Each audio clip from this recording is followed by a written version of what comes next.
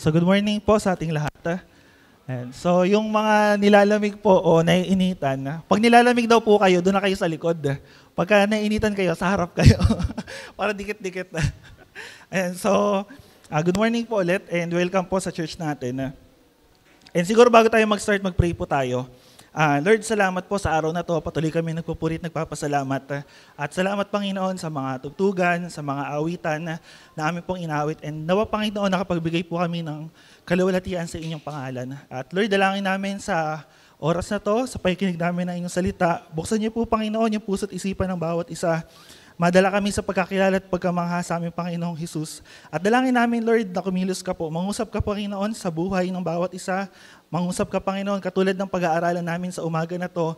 Ikaw po yung kumilos. Salamat po, Panginoon, ito pong aming dalangin sa matamis sa pangalan ng aming Panginoong Hesus. Amen and amen. So, alam ko po, familiar po kayo dito. Paki-flash nga. Alam niyo ba kasabihan na to? Ayun, nagka-technical problem. Ayun. Kung ano ang iyong itinanim, ano sabi dyan? Siyang aanihin. So, sino pa familiar dyan? So, actually kasi lumaki ko na lagi ako familiar dun sa mga kasabihan. And isa to sa mga hindi ko makakalimutan na kasabihan habang lumalaki ko. Kasi ano yan sabi yan, kung ano yung tinanim mo, ano yung aanihin, yun yung aanihin mo. Halimbawa, nagtanim ka ng mangga, ano aanihin mo? Mangga. Siyempre, umani ka ng orange o ng ubas, kasi ang tinanim mo, mangga. Now, pagtingnan nyo, although kasabihan natin mga Pilipino yan, makikita natin yung prinsipyo niya, nasa Bible din. So kung maalala nyo po, di ba, may isang religion na ang sabi nila, huwag mong gawin sa iba, ang ayaw mong gawin nila sa inyo. So, pagtingnan naman natin sa Bible, sabi ni Lord sa Matthew, gawin mo naman sa iba kung ano yung gusto mong gawin nila sa inyo. So, tanong mo yung katabi, ano ba gusto mong gawin? Sige, tanong mo, ano ba gusto mong gawin?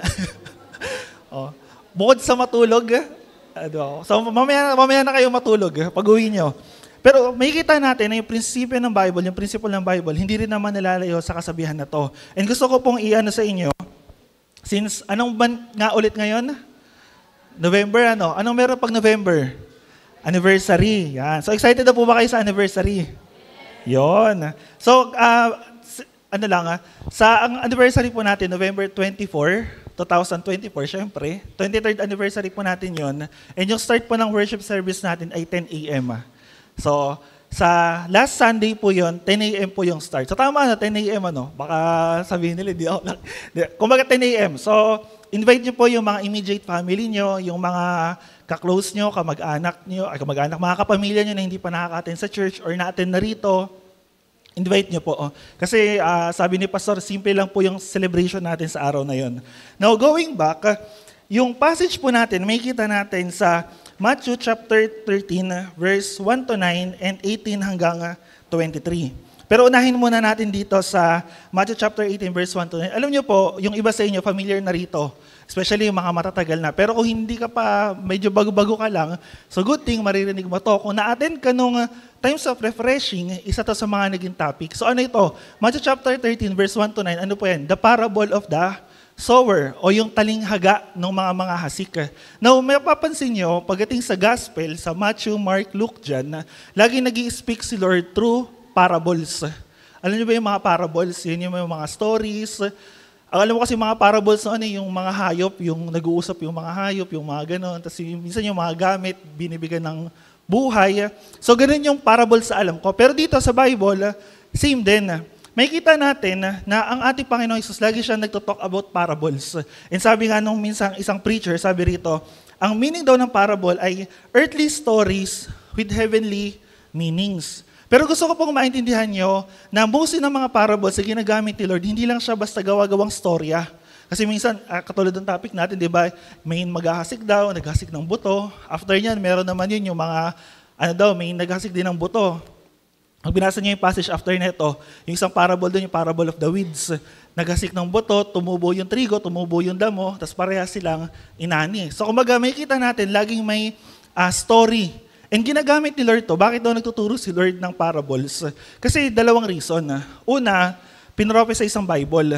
Pangalawa, nung time kasi nila, yung mga tao, mahirap umunawa. So tinan mo dyan katabi mo na yan. Ano ba yan? Mahirap ba yan umunawa o mahirap kausap? O minsan mahirap umintindi. Di ba minsan may makakausap ko yung mga ganong tao, yung in-explain mo na, nilatag mo na, parang hirap mong umintindi. Ano? Pero nung time kasi ni Lord, pag pinag-usapan natin tungkol sa Kingdom of God, Kingdom of Heaven, yun yung message ni Lord, and ito yung simula sa mga parables niya, lagi siyang gumagamit ng parables. And pag binasa niyo to sa mga susunod na passage, bakit nga ba ginagamit ni Lord yung parables? Kasi yung mga tao nung time na yun, mahirap silang umintindi. Kumbaga, ano lang yung gusto ng mga tao. Kung titingnan niyo po, nasa Lake of Galilee si Lord dito, tapos nasa bangka siya. Then tsaka niya shinare yung parable of the sower. And ginamit niya yon para yung puso't isipan ng mga tao during that time, ma-caught up. Kumbaga, tipong maano sila, yung maintriga yung isipan nila na ano ba ibig sabihin nun? Ano ba? Ang ganda ng story. Di ba minsan ganun? Tayo minsan, nakikinig tayo kapag interesting yung story, interesting yung nagsasalita, or minsan nakikinig tayo yung talagang pwedeng bias tayo, yung focus tayo. Actually, nabasa ko kahapon, meron daw iba't ibang uri ng listening types of listening. So meron daw mga tao na active listener, meron daw passive listener, meron naman daw selective listener, yung namimili lang kung ano yung gusto niyang pakinggan. Meron naman yung empathetic, yung kung ano yung nararamdaman nung nagsasalita, yun din yung nararamdaman niya. Meron naman daw talagang ignore, yung talagang nakatitig lang pero hindi naman talaga nakikinig. O meron naman yung iba, yung parang alam mo yung sa kanta, yung lumilipad na naman yung isip niya. Tanong mga katabi mo na yan, lumilipad kaya yung isip niyan? Diba? Minsan may mga ganun eh. And may kita natin, during ng ministry ni Lord, maraming taong sumusunod sa Kanya.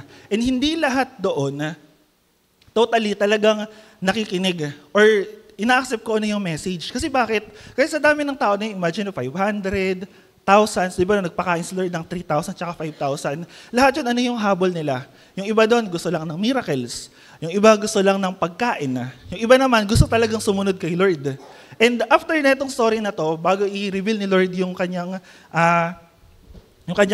yung meaning ng parable, bago natin i-reveal, sabi rito sa Matthew chapter 13, verse 1 to 9, ano po sabi rito? Basahin po natin. Sabi sa MBB, noon ding araw na iyon, si Jesus ay lumabas ng bahay at naupo sa tabi ng lawa. Dahil sa dami ng taong lumalapit sa kanya, sumakay siya sa isang bangka at doon naupo. Tumayo naman sa dalampasigan ang mga tao at sila'y tinuruan niya ng maraming bagay sa pamamagitan ng mga talinhaga or parables. Ganito ang sinabi niya, may isang magsasakang lumabas upang maghasik. Sa kanyang paghahasik, may mga binhing nalaglag sa tabi ng daan. Dumating ang ibon at tinuka ang mga iyon. May mga binhi naman na nalaglag sa mabatong lupa. Dahil manipis ang lupa roon, sumibol agad ang mga binhi. Ngunit natuyo agad ang mga ito nang mabilad sa matinding araw. Palibhas ay mababaw ang ugat. 7. May mga binhi namang nalaglag sa mga matitinik na halaman. Lumago ang mga halamang matitinik at sinakal ang mga ito. At ito ang mga binhing tumubo doon. 8. Ngunit ang mga binhing nasik sa matabang lupa ay namunga, may tigi-100, may tiga-60 at may tig-30. At sabi sa 9, makinig ang may pandinig. Now, yung title natin, paki-flash na lang yung title. Now, may kita nyo, heart check. Kasi bakit? Pag binalikan nyo itong parable na ito, yung explanation ni Lord dun sa verse 18 hanggang 23, pinakita ron na ano daw ba itong mga lupa na to?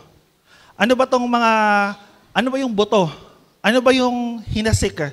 So, in simply put, yung maghahasik, yung nakahasik, yung sower, si Lord yun. Yung nasik niya na binhi, na buto, yun ay salita ng Diyos. And yung mga lupa na binabanggit dito, yun yung puso ng tao. So, hindi ko po alam kung kayo ay baguhan or datihan o siguro matagal ka na, pero gusto ko pong maintindihan niyo, merong 4 na uri ng puso na kailangan natin i-check sa araw na to. So, hawakan niyo nga yung puso niyo, hawakan niyo. Ano ba tong puso na to? Sino ba ang laman nito? Sino ba ang minamahal nito? Di ba? Kung tignan natin, i-check natin yung puso natin. Sabi nga sa subtitle na yan, what kind of soil is your heart? Di ba? Hindi amoy lupa. Baka sabi niyo, ito katabi ko, amoy lupa. Hindi ganun. Tignan natin, ano ba yung puso natin? Ano ba laman ng puso natin? Ano bang klase ng puso yung meron ka?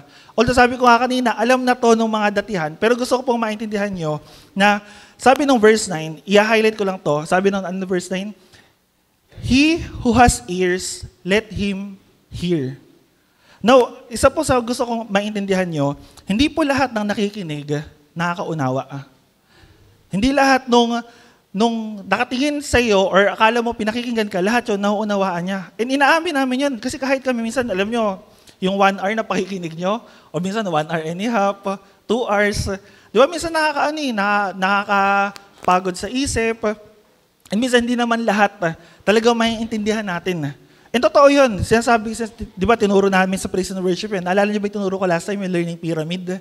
Tapos kung gaano katagal nagre-retain sa utak ng isang tao yung information na kanyang natututunan, depende sa tao, and depende sa pakikinig niya. Pero hindi lahat ng information kaya nating i-contain. Hindi lahat ng information kaya nating i-retain. And at the same time, hindi naman ibig sabihin na nakikinig tayo, talagang nakakaunawa tayo. Kaya ngayon yung reason bakit nagkwento si Lord about sa mga parables, sa mga talinhaga eh. Kasi alam niya, lahat ng tao na to makikinig. Lahat ng tao na to nakikita yung mga ginagawa niya. Pero hindi lahat ng nakakita, hindi lahat ng nakakarinig, talagang naiintindihan yung mga bagay na yun. And may kita sa gospel, and dito, tinuturo ni Lord, bakit napakahalaga ng pandinig? Bakit sinabi ko yung listening skill kanina? Kasi isang part to eh. Kung nakaupo lang tayo at di tayo makikinig, paano na lang? Minsan, naisip niyo ba, bakit may mga tao na mahirap kausap o parang mahirap umintindi? Ako minsan tanong ko yun eh. Yung minsan in-explain mo na, pinaliwanag mo na, tapos bakit bang hirap umunawa ng tao na to? Diba? Ayon sa psychology, sa study, meron doon kasi mga late bloomer, yung mga iba't ibang character, attitude, may iba't ibang personality yung mga tao. So, kino-consider natin yun. And especially spiritually, hindi lahat ng tao talagang agad-agad makakilala kay Lord. Minsan may mga makakita kayo, mga mananampalataya, mga Kristiyano, sabihin nila, matagal na akong born again eh, pero bakit parang walang nagbabago sa buhay ko? Diba? O minsan makakita kayo ng mga tao na gano'n, tagal na sa church, pero yung ugali niya pa rin, gano'n pa rin. Minsan nakarinig ako ng testimony, sabi niya, tagal ko na sa church, 5 years, 10 years na ata, or ilang years, pero doon niya palang daw naintindihan talaga yung kaligtasan. In which is, di ba sa atin, lagi natin hina-highlight eh. I-check nyo talaga kung ligtas kayo. Kasi kung hindi kayo ligtas, paano pag bumalik si Lord? Di ba hindi kayo pwedeng sumabit sa amin? Pastor, pasabit na lang po kasi baka hindi ako hindi, walang ganun. Kailangan niyo pong maintindihan na napakahalaga ng kaligtasan na si Kristo ay namatay para sa ating mga kasalanan upang tubusin yung ating mga kasalanan, even yung penalty nun. And napakahalaga yun para sa atin. Kasi, bakit? Kasi yun nga yung chinecheck natin ngayon eh. Kailangan natin i-check yung puso natin. Kasi kung hindi natin i-check yung heart natin, hindi natin aalamin, ano ba yung laman ng puso ko? Tingnan niyo po yung illustration Yung 4 na lupa dito, 4 na uri ng puso. And yung binhi ay salita ng Diyos. Titingnan natin ngayon kung yung binhi ba na nasa puso nyo ay talagang nag-grow. Or talaga bang, ano ba nangyari doon sa Word of God na nasa akin? So, titignan po natin, meron po itong 4 na uri ng lupa. Ano yung 4 na uri ng lupa na yan? Ayan. Yung isa, yung along the path daw, nasa daanan, yung tabi ng daan. Yung isa, rocky ground, mabatong lupa. Hindi pa yung rocky road, baka nagugutom na kayo. Sa mabatong lupa. Yung isa, among the thorns. Kumbaga kasama ng mga dawag, ng mga matitinik na halaman. And yung huli is yung good soil or yung matabang lupa. Now, dito, 4 yung sinabi ni Lord. Doon sa path daw, sa tabi ng daan, ano yung nangyari? Yung lupa, ay yung buto na natanim doon, biglang may kumuha, biglang may umagaw. Pagdating naman doon sa rocky ground, tumubo naman agad, pero later on, ano nangyari? Diba? Namatay din agad. Then doon sa dawagan, tumubo, pero hindi namunga. Kasi bakit? Kasi may mga thorns, may mga halaman, may mga damo din nakasama siya, and nakuha nun yung nutrients. And sa good soil, ano daw sa good soil? Yung mabuting lupa, namunga ng sagana. Now, ulitin ko yung tanong ko, bakit may mga tao na mahirap umunawa? Tanong mo sa tayo, bakit kaya? Kung titignan niyo po sa verse 10 hanggang 16, in-explain ni Lord dito, bakit nga ba may mga tao na hindi mahirap minsan makinig or minsan mahirap umunawa? Ano ba yung purpose ng kanyang mga parable?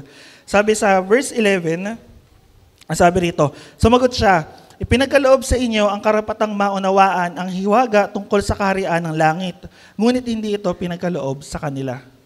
Nakikita niyo po, after nung ikwento ni Lord yung parable na yun, lumapit sa kanya yung mga alagad. Tanong, Lord, ano ba ibig sabihin nung sinasabi mo?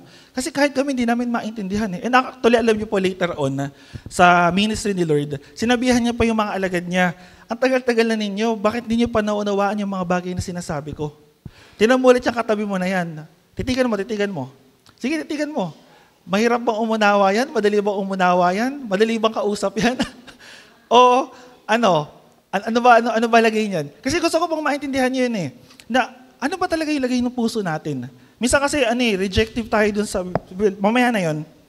Pero dito sinasabi ni Lord, dun sa mga tao na kasama nila, hindi ini-reveal hindi inihayag Hindi yun sinabi.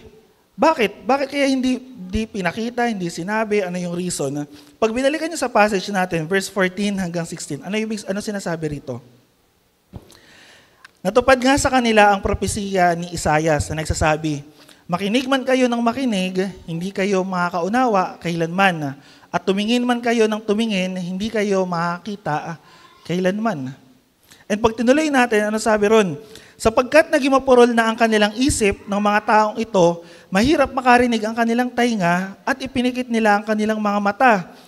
Kung hindi gayon, sana'y nakakita ang kanilang mga mata, nakakarinig ang kanilang mga tainga, nakaunawa ang kanilang mga isip at nagbalik loob sila sa akin. So makikita nyo, kaya pala may mga tao minsan, mahirap umunawa, mahirap makarinig, mahirap makitindi. Bakit? Kasi sabi ron bukod sa naging mapurol, hindi na talaga maintindihan Di ba? And minsan alam nyo, nakakalungkot yun na habang tumatagal pala tayo, baka sabi nga ng mga matanda, baka daw habang tumatanda ka, daw paurong Di ba? O baka habang tumatanda ka, parang tumatanda na pakitid yung utak mo. Kasi bakit? Kasi baka habang tumatanda tayo, habang nag-grow tayo, yung isip natin, nafo-focus lang sa isang bagay Or hindi man nafo-focus, baka hindi talaga natin na-absorb yung mga bagay na kailangan nating maintindihan, kailangan nating matutunan And part yun ng grow, kasi alam niyo po, yung tema kasi na binigay pala ni Pastor, or tema na binibigay ni Lord kay Pastor, o sa church natin ngayon, is tungkol sa mabuting binhi And sabi doon sa John chapter 12, verse 24, yung naging passage last week, di ba, unless yung buto na yon mamatay, hindi siya magbubunga ng sagana. Mamaya pag-usapan natin ano ba yung mga bunga na yun. Pero gusto ko pong maintindihan niyo na yung buhay natin, madalas, ini-illustrate ng Bible. Napansin niyo ba minsan, kung hindi tayo kino-compare sa tupa, kino-compare tayo saan? Sa buto. Kung hindi tayo kino-compare sa buto, kino-compare tayo sa halaman. Kung hindi tayo kino-compare sa halaman, kino-compare tayo saan? Sa lupa. And may kita natin, napakaganda ng mga illustration na ginamit ng Bible para sa atin. And gusto ko rin pong maintindihan nyo na ito ginagamit ni Lord para maintindihan tayo. Actually, yung mga parables nga Saan kayo madalas nakakarinig ng mga parables? Kwentong bata. Tama, di ba? Pero may mahilig po ba sa inyo sa mga parables? Yung mahilig sa mga stories? Sige, sino mahilig sa inyo sa stories? O mga kwentong barbero na mga trip nyo ngayon. O yung mga kwento sa TikTok. Ano yung mga bagay, yung mga case story ba yun? Yung may mga paano yung mga murder na ginanap, o yung mga ganun na yung hilig natin. Kasi makikita niyo po yung parables, sa panahon natin, kwentong bata siya. Pero nung time ni Jesus, ginagamit niya para yung mga tao, kahit pa paano, ma-caught lang yung attention nila. Para lang ma-intriga yung kanilang isip at puso. And gusto ko pong maintindihan yun Kasi dito, napakadaling intindihin ng parables Actually, alam niyo pa kung bakit siya madaling intindihin? Pagtungtong doon sa 18 hanggang 23, sinabi ni Lord, in-explain ni Lord, ano ba yung mga parables na to? Pero dito, balikan natin itong passage na to. Sabi ni Lord, hindi lahat ng nakakarinig or lahat ng may pandinig talaga nakakarinig. Hindi lahat ng nakakita hindi talaga nakakaunawa. Alam niyo po, isa sa mga patotoo ng Israel or ng testimony nila sa Bible, magtataka kayo Lumabas sila sa Egypt, hinahat-nahati yung dagat. Pagdating nila sa ilang, sinamahan sila ni Lord. Everyday may tatawag silang mana. Pag ayaw na nila ng mana, ano binibigay sa kanila? Mga ibon, mga pagkain. Pagkagabi, meron silang haliging apoy na nagpo-protection sa kanila sa init ng wilderness. Tapos pagka-araw naman, merong ulap na lumililim sa kanila para hindi sila masunog sa init dun sa ilang. And nakita niyo yung story nila, pag tinuloy-tuloy niyo yun, nasakop nila yung Jericho, nasakop nila yung Promised Land, and habang kasama nila yun, meron din tinatawag din yung Ark of the Covenant. Alam niyo ba yung Ark of the Covenant? Yung kaba ng tipan, pag humawa ka doon, matik, patay ka. And maraming story na sa Old Testament na nahawakan nila yung Ark. Actually, may isa nga doon, di naman sinasadya. Natamaan niya lang, ayun, tumba. And may kita niyo yung mga prophets, yung mga judges, yung mga prophets sa Old Testament, ginagamit ng Lord para para ipakita yung kanyang miracle. Yet alam niyo kung ano naging problema ng Israel sa Bible? And hanggang ngayon, hirap silang maniwala. Pag nagtanong kayo kung ilang mga Kristiyano meron sa Israel ngayon, sa bansang Israel, iilan lang. Kasi hindi nila kinikilala si Kristo bilang tagapagligtas. Hindi sila naniniwala kay Christ. Diba? Nakakalungkot yun para sa isang bansa na pinanggalingan ng pananampalataya natin. And gusto ko pong maintindihan nyo na baka ganun din tayo. Ang dami nating alam, ang dami nating naririnig, pero hindi na pala talaga natin nauunawaan. O baka naman mamaya, mukha lang tayong nakikinig, pero baka naman pala lumulutang na naman yung isip natin. Kaya minsan pa ina-encourage namin sa mga workers sa praise and worship, pagka Saturday night, huwag na kayo magpuyat. Kasi alam niyo po kung bakit? Ang hirap kayang magpigil ng antok habang nakikinig kayo ng preaching. Sino agree? May tumatawa doon. Pili ko nagpuyat kagabi yun. Di ba? Hindi totoo yun. Di ba minsan nakakwentuhan ko yung mga night shift, yung mga nagtatrabaho ng gabi. Sabi nila, bro, antok na antok ako kanina. Di ba? Minsan magkakape pa yun sa likod kasi di talaga malabanan yung antok eh. And alam, na-experience ko rin minsan yun nung nag-aaral ako. Kasi puro puyat, isang linggong puyat. Tapos pagdating ng Sunday, mag-ministry ka, tapos makikinig ka, talagang makakatulog ka eh. Tapi kinuha ni katayo mo na yan, baka natutulog na yan. Sabi, magising ka muna, mamaya ka na matulog. And gusto ko pong maintindihan nyo eh. Kasi bakit? Kasi kung nakikinig tayo ng salita ng Diyos, ito po, i-highlight ko po sa inyo.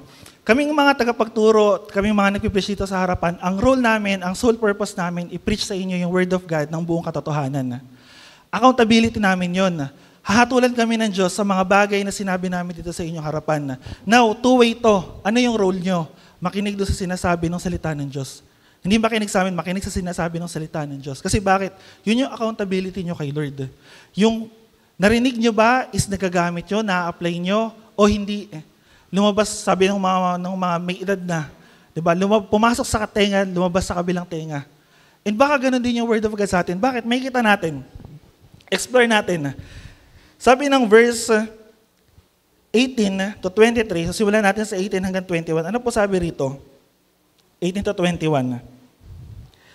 Sabi ng 18, makinig kayo at unawain ang kahulugan ng talinghaga tungkol sa mga hasikoy sa parable of the sower.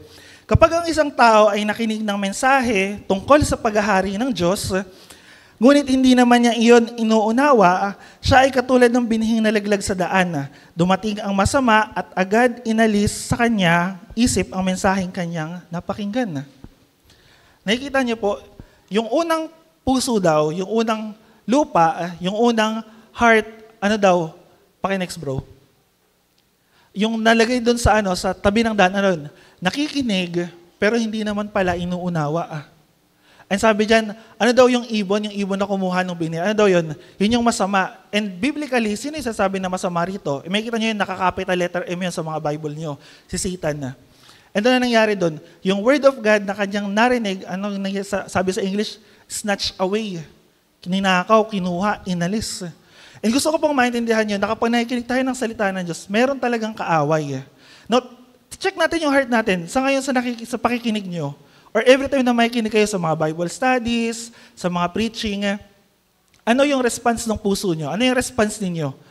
Ina-accept nyo ba itong word of God na to? O pagtayo nyo mamaya, paglabas nyo ng pintuan natin, wala na yung salita ng Diyos. I-assess nyo, tingnan natin, check natin. Kasi mahirap, mahirap, nakakalungkot eh. Kasi alam nyo si Satan, yung kaaway, buhay yun. And gagawin niya ang lahat para tayong mga tao, tayong mga mananampalataya, nakawin yung mga natutunan natin, nakawin yung mga narinig natin. Eh minsan kayo, di ba sabi ko sa inyo, yung pakikinig, mahalaga yun eh. Baka mamaya, hindi talaga natin isa pang reason, gusto ko pong ma-realize nyo, tayong mga tao, naturally, we refuse the word of God. We reject it. kung tayong mga Kristiyano, di ba? Sino sa inyo rito, bago kayo umaten sa church, ayaw nyo umaten sa mga Bible study? Bago kayo umaten sa mga born-again churches, di ba, iniiwasan nyo yung mga Kristiyano. Di ba, minsan makakapansin kayo ng mga ganun.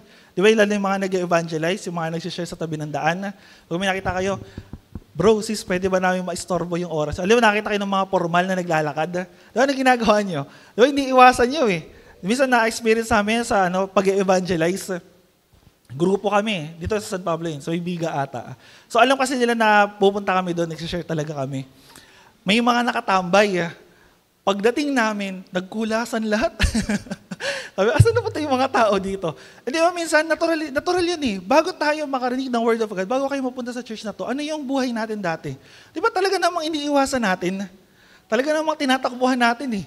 Pero ngayon, tingnan natin, baka yung puso natin hanggang ngayon, rejective tayo dun sa salita ng Diyos. Baka nire-refuse natin. Ayaw nating pakinggan, ayaw nating intindihin, ayaw nating unawain. Sabi ng Proverbs chapter 4, verse 23, ano sabi rito? Ang puso may ingatang mabuti at alagaan, pagkat iyan ang siyang bukal ng buhay mong tinataglay. Daw, alam niyo po yung along dapat na to, tong sa tabi ng daan na to, usually kasi ito yung mga daan ng tao. So, kaya natural, yung lupa na yan, titigas talaga. Halimbawa, napunta na kayo sa mga bundok. Sino rito mga nakapag-trail na? Umakit kayo ng bundok, di ba? Mga nakapunta ng DRT. Sino nakapunta ng DRT? Ayan. So, di ba, pag nakita nyo, pag umakit tayo ng bundok, or nagta-travel tayo, nagtitrail kayo, ang tinatapakan natin, yung dinaanan na ng tao. Kasi bakit? Kasi yung lupa doon, tumigas na yon. Ibig sabihin, safe yun kahit paano tapakan natin. Kaya minsan, pag nag-iba ka ng ibang tatapakan mo, ano nangyari sa inyo? Malambot yung lupa, pwede kang madulas. Or minsan, ang dinadaanan natin yung mga mabato. Naalala ko nung minalungaw kami, sakit ng paa namin kasi yung dinaanan namin, gilid ng bundok eh. Kumbaga, malalaking lupa eh. Pero gusto ko maintindihan, ganito yung daan na tinutukoy dito. Yung dinadaanan ng tao. Kasi ngayon bibihira ka nalang makakita nung mga gantong road eh. Yung daang tao, unless sa mga bukid, sa mga medyo liblib na lugar. Ngayon kasi puro semento na eh. Now, ganun yung bato, ganun yung lupa na tinutukoy dito. And yung lupa na yon dinadaanan ng tao. And sinabi rito na yung lupa na yon is a hard soil. Bakit hard? Kasi marami nang dumaan. Marami ng tao, daanan ng tao siya. Kaya nung dumating yung buto, hindi siya nag-ugat, hindi rin siya natanim eh. Or talaga naagaw agad eh. And yung puso natin, baka ganun din. Baka sa sobrang dami na nung puso, dumaan sa puso natin, sa buhay natin, sa problema, na mga circumstances, problema sa buhay natin, ano nangyari? Tumigas na yung puso natin. Minsan may mga ganun tao kayo may encounter, yung mga tipong matitigas talaga yung character. Yung parang ang hirap i-break ng tao na to, ang hirap ng paninindigan niya.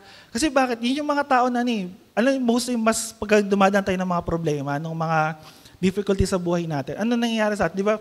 Tumatatag yung character natin. Pero minsan may mga tao na sa sobrang tatag ng character nila, ng attitude nila, mahirap na silang kausapin.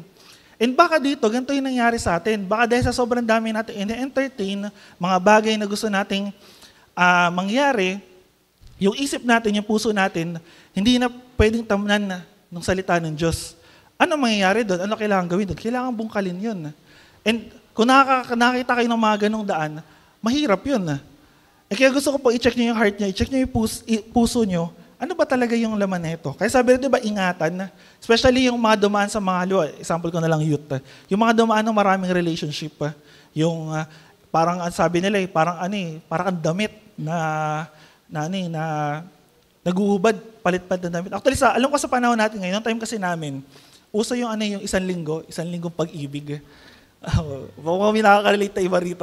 Isang linggong pag-ibig, sa isang buwan. Ngayon kasi parang hindi na siya ganun eh. Alam niyo kung ano yung uso ngayon sa mga youth? Hindi ko alam, pero correct me if I'm wrong. Yung mga mutual understanding. Yung tipong nag-click kayo, tapos i-ghost ka na lang kagad, iiwanan ka na lang kagad. Oo. Tabi ko mga katabi mo, sabi mo, okay lang yan. Move on ka na. Di ba hindi? Totoo yun eh. Kasi bakit? And kaya minsan yung mga pumasok sa sobrang daming relationship, pag dumating yung tawag nila green flag, 'di ba? Lahat daw nung dumaan sa kanila red flag. Tapos dumaan yung green flag, ang sabi, hindi ako sanay na green flag tong partner ko. Hindi doon ka na sa red flag ulit. Hindi, pero kasi 'di ba? Dahil sa sobrang daming nangyari, sa sobrang daming karanasan, ano nangyari? Tumigas na yung puso, tumigas na yung isip, and baka ganun din tayo. Yung isip natin, tsaka yung puso natin, rejective na sa salita ng Diyos. Next, ano yung sabi ng next? Ano yung next na uri ng puso? Verse 20 hanggang 21. Sabi rito, ang katulad naman ng mga binihinalaglag sa mabatong lupa ay ang mga taong nakikinig sa mensahe at kaagad at masayang tumatanggap nito. Ngunit hindi tumitimo ang mensahe sa kanyang puso. Sandali lamang itong nanatili pagdating ng mga kapigatian at pagsubok dahil sa mensahe, agad siyang tumalikod sa kanyang pananampalataya. So kung yung una, hindi talaga ni-receive, itong pangalawa, nag-accept. Kumbaga sabi ron sa English, he receives it joyfully. Ano sabi dyan? Kopyahin nyo na lang po. Yung nalagay doon sa mabatong lupa, nakikinig agad, ano sabi ron? Masayang tumatanggap. Pero dumating yung pagsubok, yung init ng araw, ano nangyari daw sa halaman? Dahil mababaw yung kanyang tinaniman, namatay agad. And sabi doon, kung gaano siya kabilis nanampalataya, or hindi pala nanampalataya, kung gaano siya kabilis tumanggap doon sa mensahe, ganoon din siya kabilis umalis. O sabi ko kanina, parang sanlinggong pag-ibig, yung kausap mo lang ngayon, tapos, and bakit ganoon? Bakit ganoon yung nangyari? Kasi ito yung puso ng tao Baka yung puso natin ganito rin. Naalala niyo ba yung story nung rich young man ruler? Sa Matthew chapter 19, di ba? Pumunta siya kay Lord, sabi niya, Lord, ano kailangan kong gawin upang maligtas? Sabi ni Lord, gawin mo to, susunod ba yung 10 Commandments? Sabi nung rich young man ruler, sabi niya, oh Lord, sinusunod ko lahat yun. Talagang nagagawa ko yun, yung 10 Commandments. Then yung pinakaulan, sabi ni Lord, ibenta mo lahat ng kayamanan mo, tapos sumunod ka sa akin. Ano yung response ng lalaki na yun? Bigla siyang agad nalungkot.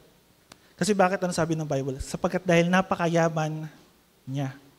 Isa pang story, si King Herod, yung nagpaputol din sa ulo, hindi siya nagpaputol, yung nagpahuli kay John the Baptist, yung asawa niya yung nagpaputol ng ulo. Tuwing naririnig ni King Herod si John the Baptist na nag-share, nagpipreach, masayang-masaya siya. Tipong nagagalak siya, sabi ng John. And kapag sabi niya, parang favorite preacher niya to Kaya nung namatay daw si John the Baptist, nalungkot kagad siya. Now, ang tanong ko po sa inyo, alin tayo minsan sa dalawa? Tayo ba si King Herod o baka tayo yung rich young man ruler?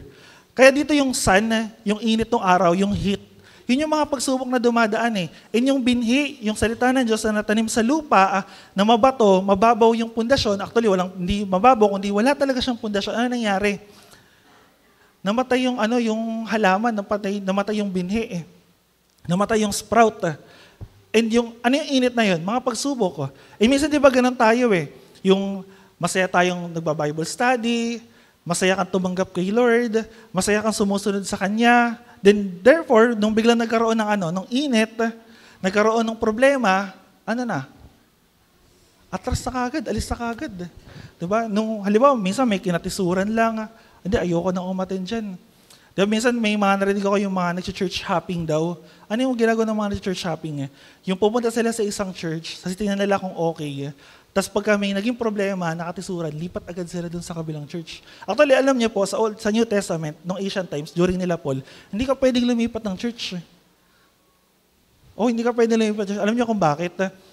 Pag binasa niyo yung Bible, di ba, kanina siya in-address sa mga taga-Corinto, sa mga taga-Efeso, sa mga taga-Galacia.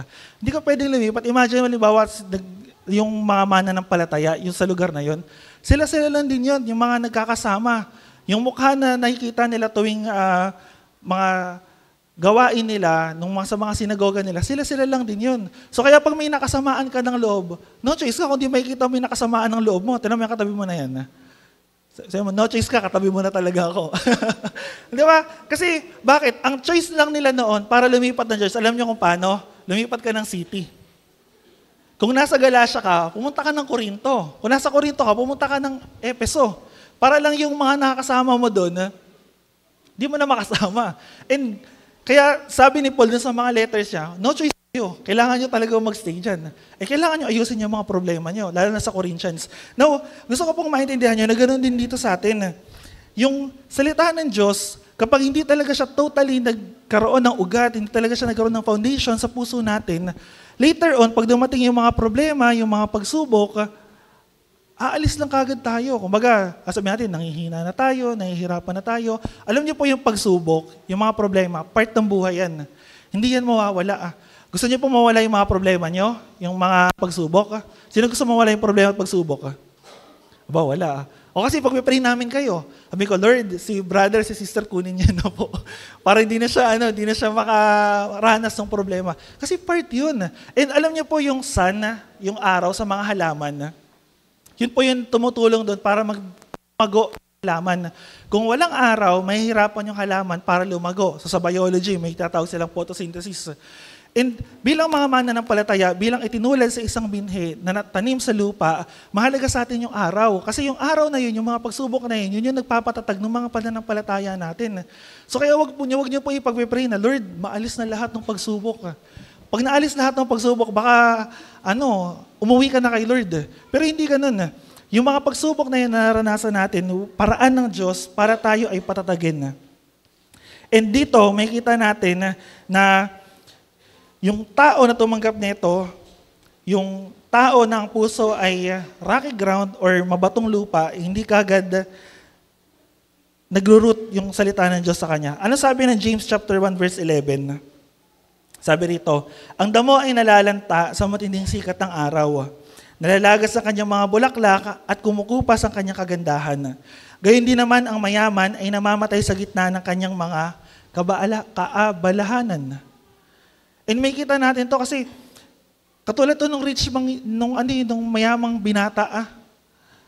Dahil sa sobrang yaman niya, ano nangyari? Sabi ni Lord, ibenta mo na lahat nung...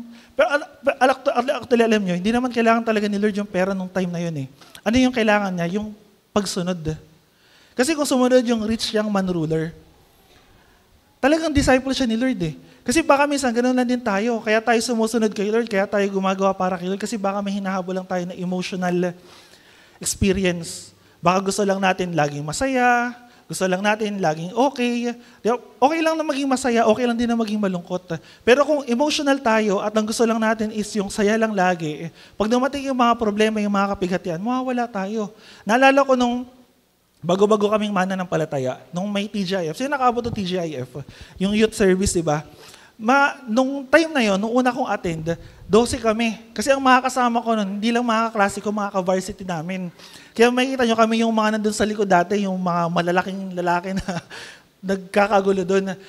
Habang nagpapatuloy ako kay Lord, alam nyo po, unti-unti kami nalagas. Minsan, 6 na lang kami, 3 na lang kami. Nung huli, 2 na lang kami. Kaklase ko na lang yung kasama ko. And later on, siya rin, hindi na rin naka-attend. Sino na lang natira? Ako na lang. Paano pag ganun? Paano pag yung katropa mo, kabarkada mo, nakasama mo dati, nawala na, umalis na, or nanghina, lumamig? Ikaw ba manghihina ka na rin or manlalamig ka na rin? Titigil ka na rin ba sa pananampalataya mo? So mahirap yun. Next, ano yung next na lupa? Yung next na lupa, saan daw siya natanim? Doon sa, okay naman yung lupa, pero ano yung kasama niya? Thorns. Sabi doon sa halamang matinik or sa mga dawagan. And dito, sabi rito, siya'y nakinig, pero ano nangyari? Nawalan ng puwang.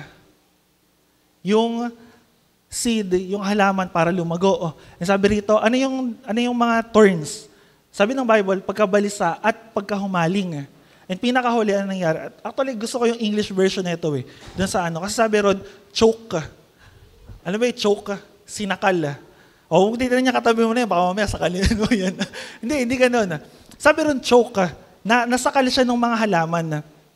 And alam niyo po, minsan makakita kayo ng mga gantong halaman, yung may halaman, pero may mga damo. Nakita naman na siguro kayo nun, ano? Kaya alam mo, sabi ni Pastor last week, ang hirap mag-share ng about sa paghahalaman ngayon. Alam niyo po kung bakit? Kasi bibihira na lang yung nakaka-experience yung magtanim, yung maglagay ng halaman, yung nag-aalaga. May mga nag-aalaga ba rito ng halaman? Sa mga youth, meron nag-aalaga sa inyo ng halaman? Wala ano? Ano yung naalagaan nyo? Aso, pusa, mga ganun. Kasi yung halaman, di raw kasi nakakapaglambing eh. Di joke lang. Kasi alam ko yung mga parents, iba sa inyo may mga plantito, mga plantita, talagang may may garden eh. Kulang na lang maging jungle yung bahay sa dami ng halaman eh. Pero gusto ko pong maintindihan nyo, kaya sabi ni Pastor, mahirap mag-share sa time na to pagdating sa halaman eh. Kasi bakit? Ilan lang yung nakakaintindi eh. And yung most ng mga nakakaintindi, sila yung mga naka-experience. Pero dito, ano nangyari? Yung halaman, yung buto na natanim doon sa lupa, na puno nung dawag, nung matinik na halaman, ano nangyari? Kalaunan daw, sinakal, na-choke. Ano yung sabi ng verse 22? Basahin po natin. Ang binhi namang nahulog sa mga matinik na halaman ay ang mga taong nakikinig ng mensahe ng Diyos. Ngunit dahil sa pagkabalisa sa maraming bagay at pagkahumalik sa kayamanan, nawalan ng puwang sa kanilang puso ang mensahe at hindi ito nagkaroon ng bunga.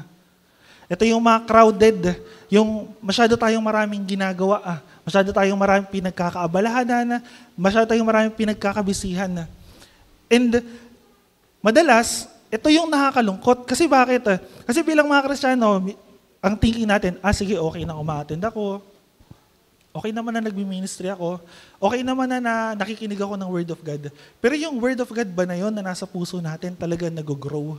O baka pa nagkaroon ng problema sa work, nagkaroon ng problema sa school, nagkaroon ng problema sa bahay, na aatras sa kagad tayo. Or isang example nito yung weeds. Alam niyo ba yung weeds? Hindi yun yung drugs sa yung weeds, yung mga tinika, yung mga nasa dawag. Ang ginagawa nila, kinukuhanan nila, inaagawan nila ng nutrients, yung halaman. And mahirap yun. Kasi bakit? Kasi minsan, mas mabilis pang lumago yung damo kaysa saan? Doon sa mismong halaman. And ang nangyayari dito, yung mga bagay, yung mga pinagkakabalahan natin sa buhay natin, baka minsan, kinukuha nito yung time natin para sa Diyos. Di ba, minsan nga, sabi ko nga ilang minutes lang tayo nakikinig ng preaching? 45? O minsan pag nag-OT kami, 1 hour? O minsan yung sobrang OT na talaga, mga 1 hour and a half. Mga ganun eh. Pero imagine niyo, bakit walang movie na hindi pinapaikli eh? Di ba pagka movie, 2 hours, K-drama, ilang minutes ng K-drama? 2 hours din yung episode ng K-drama. Di ba yung mga nanonood ng anime dyan, ilan yan? 30 minutes. Minsan nga nakakatapos ka pa ng isang season sa loob ng isang gabi, isang buong araw. Pero bakit pagsalita ng Diyos parang bagot na bagot tayo? Bakit pagsalita ng Diyos parang antok na antok tayo, patay na patay tayo? Bakit? Isipin nyo, pag inahin natin isip natin, exercise natin, bakit ganun? Bakit kapag nagbabasa tayo ng Bible, binuklat mo pa lang, naghihikab ka na kagad? Bakit pa nagpe-pray ka, habang nagpe-pray ka, kung ano-ano iniisip mo, ano-ano yung mga nangyayari? Bakit minsan pupunta ka na lang ng church, di ba? Ang dami pang aberya, ang dami pang problema.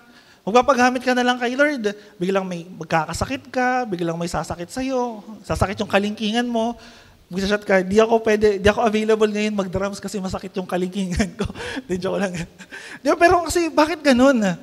Di ba, minsan, baka ganun din tayo eh. Baka tayo yung buto na natanim doon sa puno ng dawag eh. Nung dumating yung mga alalahanin ng buhay, na-focus na tayo doon eh. Di na nagkaroon ng way, ng chance yung salita ng Diyos para lumago sa atin. And ito yung sinasabi ni Lord. Baka yung puso natin, wala tayo doon sa tabi ng daan. Wala tayo doon sa mabatong lupa. Baka naman nandun tayo sa dawagan. Na nung dumating yung mga problema ng buhay, mga alalahanin ng mundo, nahihirapan tayo. Sino rito may pangarap pa? Tapos yung pangarap niyo, iba pa, wala pa kayong pangarap pa. Sino gusto niyo yumaman? O, dito prosperity gospel, huwag kayong mag-alala. Di ba, minsan yun yung reason eh. Dahil ang gusto natin, komportableng buhay, gusto natin 6 digits na sweldo, gusto natin tumaas yung career path natin, gusto natin makagraduate, maging maganda yung buhay natin.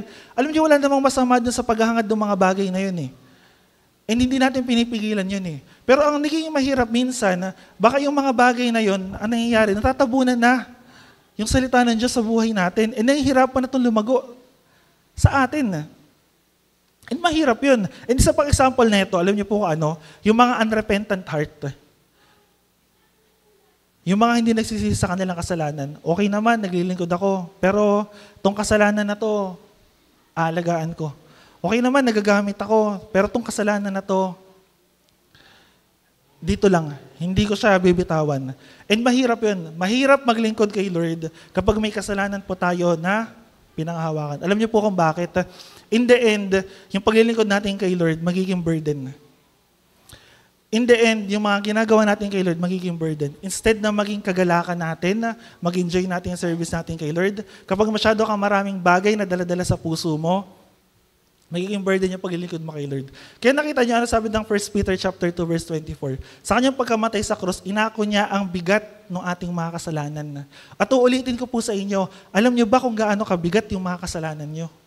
Hindi lang yung kasalanan ng mga immoral na mga kasalanan. Baka meron sa buhay natin, rejective pa rin. Sabi ko kanina, refusal pa rin eh. Kaya di ba, inuna natin kanina eh, may mga iba't ibang uri ng pakikinig eh. And ang tatanong ko sa inyo, paano kayo nakikinig? Kasi baka minsan, oo, nakikinig tayo, present naman, pero absent yung isip natin. O baka naman mukha lang tayo na, kaya di ba in-encourage namin kayo sa mga manggagawa, magdala kayo ng notebook, magdala kayo ng Bible. Yung mga naririnig nyo, yung mga preaching na to, isulat nyo.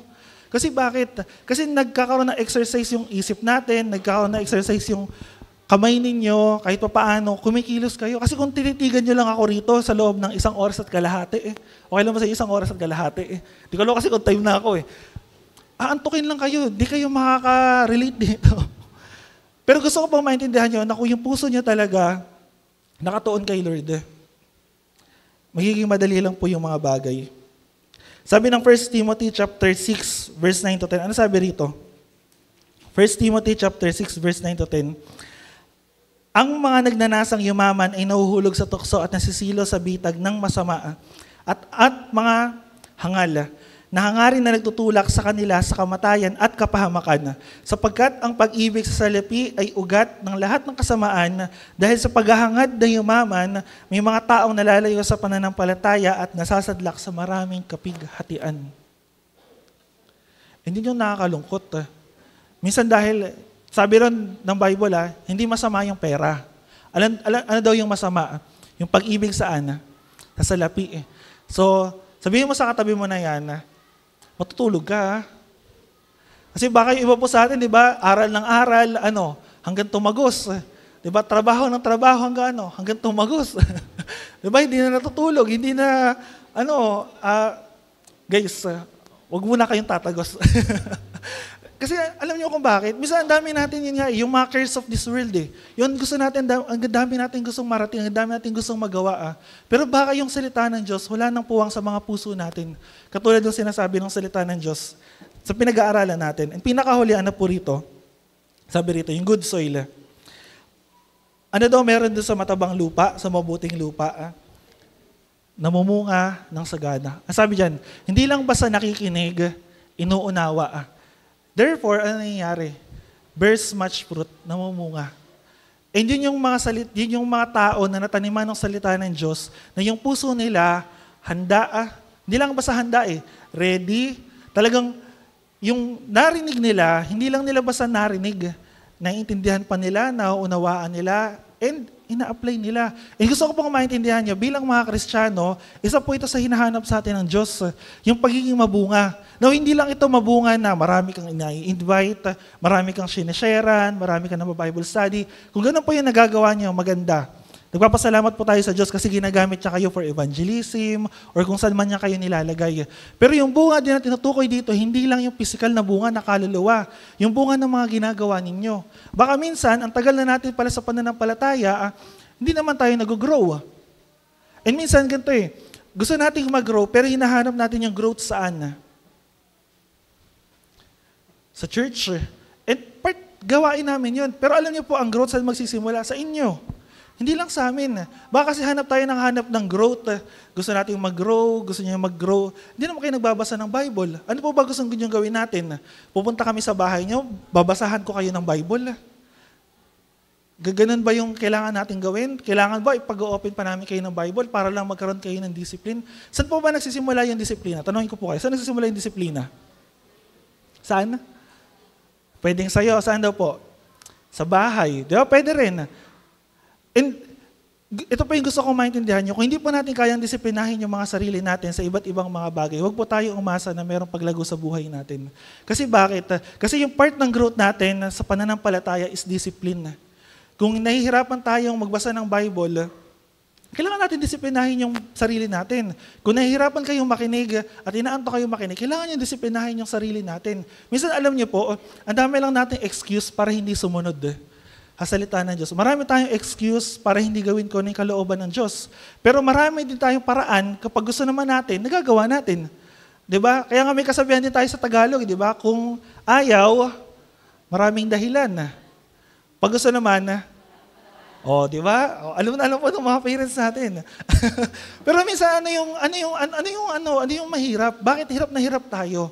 Lalo na po sa generation natin. Nung galing kami ng gawain ng MMC nung Friday sa youth.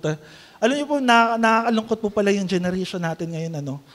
Hindi ko sinasabi nakakalungkot. Kasi may isang survey na ginawa yung Barna Group. Isa yung sikat ng mga nagsasurvey, ng mga researcher sa US or UK, I think. And gumagawa talaga sila ng mga research. And sabi nila, yung mga nasa Gen Alpha or Gen Z na generation, mostly pala sa kanila ngayon is hindi na ganun talaga totally nag-work yung salita ng Diyos. Kung parang may isang ganitong senaryo. Sabi, tinanong yung mga youth kung si Lord ba ay talagang gumagawa pa sa atin. Kumbaga talagang at work pa ba siya? So kumbaga, iilan lang yung mga kabataan na sumagot na, oo, si Lord at work pa. Or yung iba nakakalungkot, mababang percent, I think 50% ba yun pababa? Sino ba nakasama ko mga umattend doon? Nakalimutan ko yung survey. Di ba? And nakakalungkot pala, and na makikita nyo, kung walang nagsishare ng gospel, walang nagsishare ng salita ng Diyos, ano mangyayari? Matitigil pala, possible, di naman matitigil, pero possible, wala nang maniniwala sa atin. And isa pong problema, alam niyo po kung anong problema natin? Kung yung mga sinasabi natin, hindi natin ginagawa. Kasi kung pag-aaralan niyo po, sabi ng research din, ng study, yung generation daw ngayon, or yung Gen Z, ang mas gusto nila, or nakikita nila yung authenticity, yung genuine na hindi lang basta magaling magsalita, yung pinapakita rin yung sa kanyang mga ginagawa. And kung titingnan niyo po, ito rin tuturo sa atin ng Bible na hindi ka lang magaling magsalita. Sana nga, yun yung prayer ko Lord, sana hindi lang kami magaling magsalita, hindi lang kami magaling manermon dito sa harapan niyo, kundi yung mga sinasabi namin, nagagawa rin namin. Kasi alam niyo po kung bakit, mahirap yun pwedeng yung iba sa inyo sabihin, Pastor, galing mo lang naman magsalita pag nasa harapan ka Galing mo naman magsalita pag natuturo ka. Pero pag sa buhay mo, hindi mo naman makita. Pagka may problema, isa ka pa sa umaatras, naunguna ka pa dun sa mga umaalis. And nakakalungkot yun Pero gusto ko pong maintindihan nyo na yung mga buto, mga binhin na natanim sa matabang lupa, anong pinapakita rito? Nauunawaan, tinanggap, at naliligtas. And may nagtanim po ba sa inyo na pagtanim nyo, kinabukasan may bunga na kagad? May halaman po bang ganun? Pag meron ganun, bigyan nyo nga kami. Baka sakaling i-display. Di ba? Wala naman Pag nagtanim ka, anong mangyayari? Aantayin mo pa, tumubo, di ba? Lumago, magkabulaklak, tsaka mamunga. Nalala ko po noon, gusto ko kasi itry yung pagtatanim. Alam mo yung ampalaya, di ba yung buto yung ampalaya? Tinanim ko yun. So not knowing kung paano ba talaga yung process ng pagtatanim, nilagay ko lang siya dun sa kabilang bakod, sa may bakuran sa likod ng bahay namin. Siguro dinidilig ako siya ng 1 linggo. Parang walang nangyayari. Doon ko lang naintindihan na kailangan pala yung buto, for the sake na mabuhay siya, kailangan niya pala munang mamatay. Kumbaga tipong matuyo muna siya. Tapos tsaka siya tutubo. Hindi ko maalala kasi kung hindi ko alam kung naluto na ba yung buto ng time na yun o direktang umalis lang. Pero gusto ko pong maintindihan nyo na from my own experience na hindi nakakabuhay ng halaman, kung tayo po, yung puso natin, ganun din na yung mga salita ng Diyos na natatanim pala sa atin, hindi nag-grow, hindi lumalago, mahirap yun. Mahirap na mag-grow tayo. Minsan, alam nyo, darating na lang kayo sa point na, Lord, gusto kong mag-grow Gusto kong magkaroon ng desire na sumunod sa inyo. Gusto kong magpagamit. Gusto kong gamitin mo. Gusto kong makapag-pray. Gusto kong magkaroon ng deep na relationship sa inyo. Alam nyo po, Hindi mangyayari yun kung kasama tayo dun sa unang tatlo. Di nyo ba napansin? Ba't parang 25% lang ata yung nabanggit dito? Di ba 4 na lupa yung binanggit? Bato, tabi ng daan, nasa dawagan. Pero sino lang daw po yung yung talagang lumago? Yung nasa mabuting lupa. Kasi alam niyo po, kung talagang lahat tayo nagpapagamit kay Lord, kung lahat tayo talagang active, tignan niyo po yung katabi niyo. Sige, tignan niyo. Di ba, wala na sanang bakanting upuan na sa paligid natin. Kung talagang yung buhay natin, pinapagamit natin kay Lord, kung talagang maganda yung patotoo natin, marami sanang tao yung talagang maniniwala sa atin. Or isa pa, kung talagang napapamuhay natin yung mga narinig natin, sana kasama niyo po yung family niyo sa church. Nakikits niyo po ako? Minsan ganito magaling tayo mag-share sa ibang tao ng kahit na anong mang bagay, especially pwedeng faith. Pero paano yung family natin? Isipin niyo minsan yun. Di ba? Minsan pag may evangelism, sama kami dyan, hayo tayo. Pero pagdating sa family natin, ano nangyayari? Minsan alam niyo po, ang nakikita kong problema, hindi naman dahil sa takot tayo mag-share. Minsan hirap tayong ipamuhay yung salita ng Diyos sa buhay natin. Mahirap tayong magpakabait, mahirap tayong pakabuti. Sabi ko ng Project Palakasan, kasi di ba may series kami ng topic per month. Good kindness kami last month. Sabi ko sana yung mga youth natin, bumait na, no? Di ba, youth, mabait na ba tayo? O baka andun pa rin, kuya Ang hirap Di ba? Talagang hindi ko mapigilan yung sarili ko Okay lang na mag-fail minsan, okay lang na mga problema tayo minsan, hindi natin magawa. Pero wag naman sana nating panindigan Yung maninindigan na nga lang tayo, yung mali pa. Mahirap yun Kasi alam niyo po, isa sa mga patotoo namin, si mama tsaka si papa magpapatotoo sa inyo. Naging mabait na anak naman ako nung nasa bahay pa ako. Di ba na mama? Di ba kasi bakit? Di ba minsan ganun Di ba ang dami natin tanong kay Lord, Lord, bakit yung family ko hindi ko madala? Kasi yun yung goal din natin ngayong anniversary. Yung tahanan ko hindi ko madala, bakit hindi ko maisama sa'yo? Check natin yung sarili natin. Baka naman pag nasa bahay ka, pinaghugas ka lang ng pinggan di ba, kumakalagpag na lahat. Kutsara, tinidor, pinggan, kutsilyo. Di ba? Baka kung makasagot tayo sa mga parents natin, mas mataas pa yung boses natin. Baka mas galit ka pa. Bakit mo ko pinaghugas ng pinggan? Kasi kailangan mo maghugas. Hindi, ayoko. Parents, sa mga may asawa po, baka po tayo pa minsan yung naging reason kaya yung mga family natin hindi natin nasasama. Baka tayo rin yung isa sa sinasabi nilang kinatitisuran or baka di tayo naging magandang example sa tahanan natin. Bilang mga tao, ulitin ko po sa inyo, may mga shortcomings po tayo. Naintindihan po natin yun. Pero wag naman sanang panindigan natin yung kahinaan natin. Wag naman sana na panindigan natin yung mga kasalanan natin. Wag naman sana na ipamuhay na lang natin yung mga bagay na hindi natin nagagawa. Kasi alam niyo po, ako naniniwala po ako, ang isang tunay na mananampalataya, isang tunay na Kristiyano, may nababago. Hindi niyo po maitatanggi yun. Yung isang tunay na Kristiyano, isang tunay na mananampalataya, yung authentic, yung genuine, may nababago. Hindi man agad-agad, pero unti-unti. Hindi man bukas, bagong tao ka na, hindi mo may paglabas mo rito, bago ka na, hindi. Yung isang tunay na Kristiyano, isang tunay na mananampalataya, unti-unti may nababago. Sino magsasabi nun? Sino magpapatotoo nun? Yung mga tao nasa paligid nyo. Yung pamilya nyo, yung kaklase nyo, yung mga kamag-anak nyo. Na ito dati, mahirap tong kausap Actually, may kausap akong pastor nung nakaraan. Hindi ko alam kung pastor nga ba yung kausap ko. Nalilito na kasi ko minsan sa school Sabi niya, nung una daw, hindi talaga siya ganun ka-fun sa family niya. And marami silang magkakapatid. I think 9 ata sila Pero mula nung nakakilala siya kay Lord, isa sa naging goal niya is yung family niya. Hindi man agad daw lahat ngayon Kristiyano na, pero at least half. And din sa buong buhay niya. And baka tayo, at tagal na natin sa church, hindi pa rin tayo.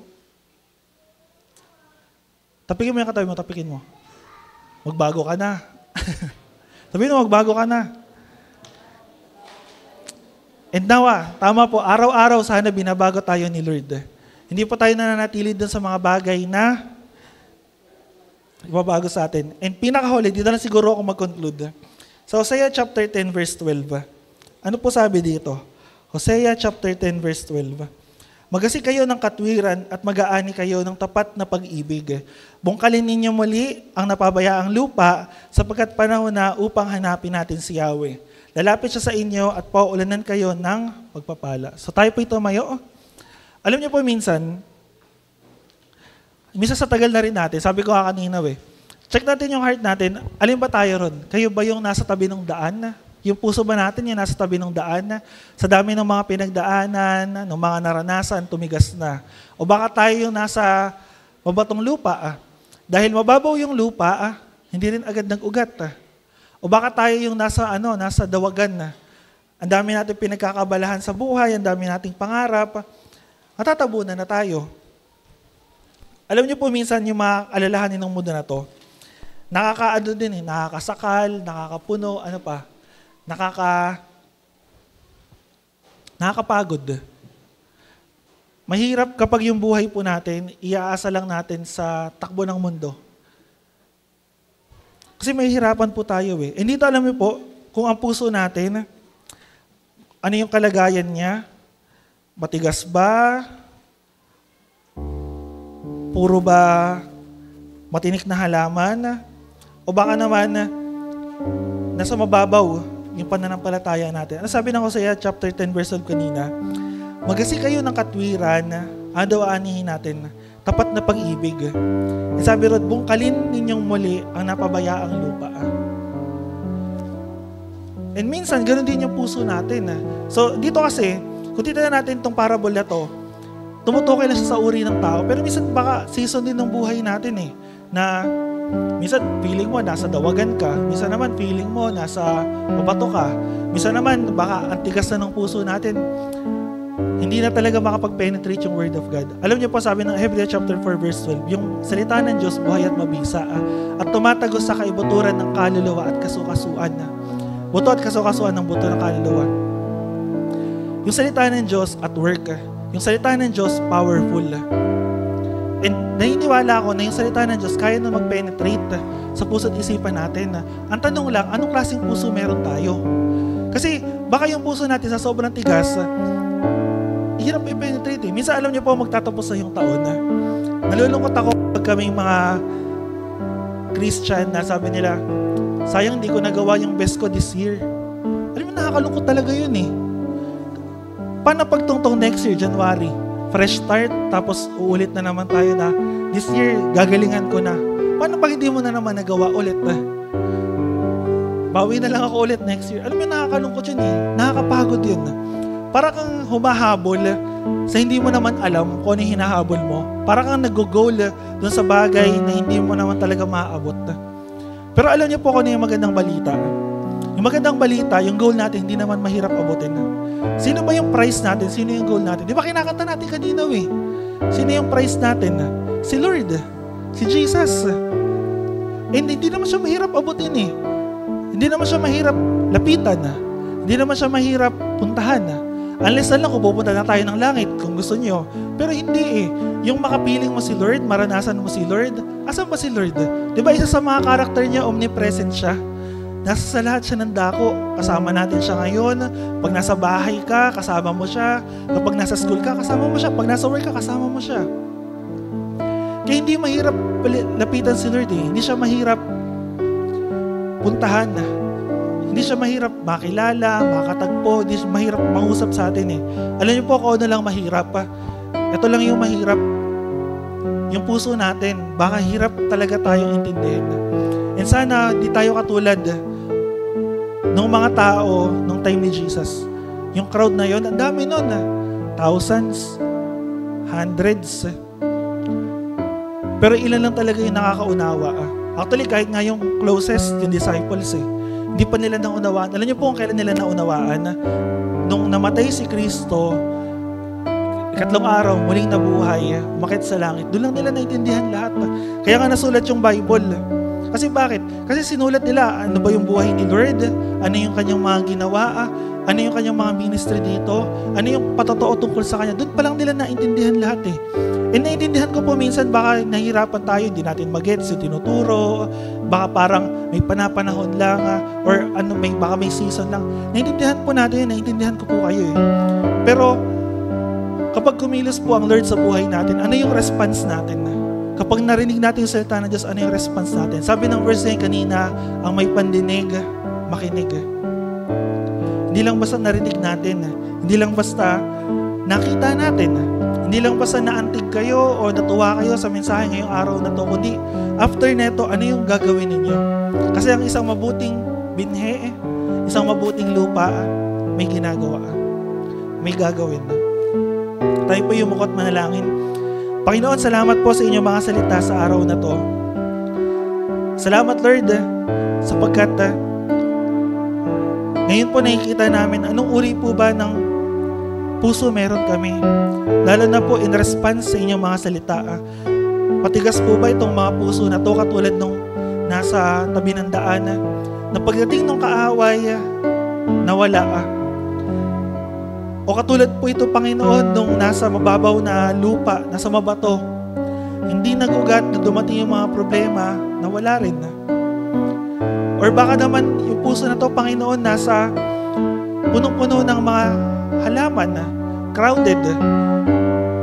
Tumubo, pero hindi nabunga. O yung puso po namin, pero ang nais naming puso, Lord, yung puso na natanim, o yung binhi na natanim, Lord, dun sa matabang lupa, na hindi lang namin narinig, naunawaan din namin, at na-apply din namin, Lord, yung kaligtasan na aming tinanggap. And Lord, salamat sa inyong mga salita sapagkat alam namin lagi niyo pong ginagamit na illustration to, yung mga parables, upang ipakita ano ba yung kalalagayan ng mga puso at isipan namin. And Lord, katulad ng narinig namin sa araw na to, baka meron po sa amin mga puso na matitigas, tumigas dahil sa mga kasalanan, tumigas dahil sa hindi pakikinig, tumigas, Panginoon, dahil sa mga naranasan namin sa buhay na to. Or baka po dahil sa mga problema, pinanghihinaan na kami ng loob, dahil sa mga bagay na hindi namin nagawa, nahihirapan kami sumunod sa inyo, Panginoon. Katulad ng sinabi niyo, Lord, sa Hosea, yung puso namin, Lord, bungkalin niyo po, Panginoon, ano man pong mga kasalanan, ano man pong mga hindi pagsunod, ano man pong mga struggles, burden, bigat na meron kami, Panginoon, sa puso namin. Lord, dalangin namin, bungkalin niyo po ito, Panginoon. At yung salita na narinig namin sa araw na to, yung mga salita na naririnig namin, Panginoon, mula sa inyong, sa Biblia, mula sa inyong mga salita, Panginoon, Lord, matanim ito, Panginoon, sa aming mga puso, at ito ay mamunga. Hindi po ito maagaw ng kaaway, hindi ito matalo, Panginoon, ng mga damo, ng mga alalahanin namin sa buhay. Hindi ito walang pundasyon, Panginoon. Bagkus, Lord, yung salita mo, magkaroon po ng ugat, lumalim at lumago, Panginoon, sa buhay namin. Sapagkat alam namin, Lord, na kami at kinalulugdan nyo, napaparangalan ka po namin kung kami nagbubunga. Hindi lang yung bunga, Lord, na maraming kaluluwa. Alam po namin, Lord, na ninanais nyo na maraming maligtas, maraming makakilala. Even, Lord, yung mga kasama namin sa tahanan namin, sa pamilya namin, maisama namin, Lord, makakilala sa inyo, Panginoon. Alam namin, Lord, na hindi lang sa ganung mga bagay, kundi, Lord, kung kami namumunga sa pag-ibig, sa katapatan, sa kagalakan, sa kapayapaan, Panginoon. Even, Lord, sa mga mabubuting gawa, kung talagang merong nababago sa buhay namin, kasi nakikita sa puso na at sa buhay namin, Panginoon, ng mga tao na paligid namin, na talagang kami nanampalataya kung may nababago sa amin, O Diyos. Lord, tulungan niyo po kami. Turuan niyo po kami, Panginoon, ano man po yung mga struggles namin, ano man yung mga sins, ano yung mga shortcomings, ano man yung mga failures namin, Panginoon, ano man yung mga pinagdadaanan namin, mga circumstances, ano man yung mga balakid na nagiging reason para hindi kami makasunod sa inyong mga salita. Lord, isinusuko po namin to sa inyo, O Diyos. At dalangin po namin, Panginoon, na nakahabagat kaawaan niyo po kami, Lord, sa narinig namin na salita niyo po, Panginoon, sa araw na to. Hindi po kami aalis ng church na wala kaming natutunan, wala kaming i-apply, Panginoon. Bagkus, Lord, hayaan niyo po na ang mga salita na narinig namin ay tumanim at pagyamanin, Panginoon, sa aming mga puso. Sabi nga ng Colossians, Lord, let the word of Christ dwell in us richly. Nagyumaman sa aming mga puso, Panginoon. Lord, tulungan niyo po kami, samahan niyo po kami, O Diyos.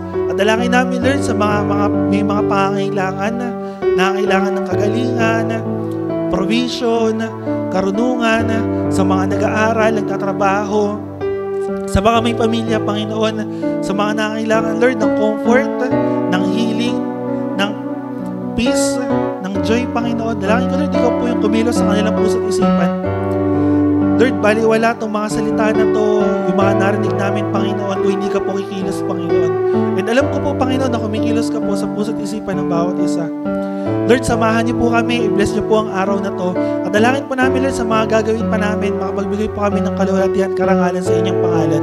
Salamat po, Panginoon, pinupulit na salamatan ka po namin. At ito po ang aming dalangin sa matamis sa pangalan ng aming Panginoong Jesus. Amen. Amen. Palakpakan po natin ang Diyos.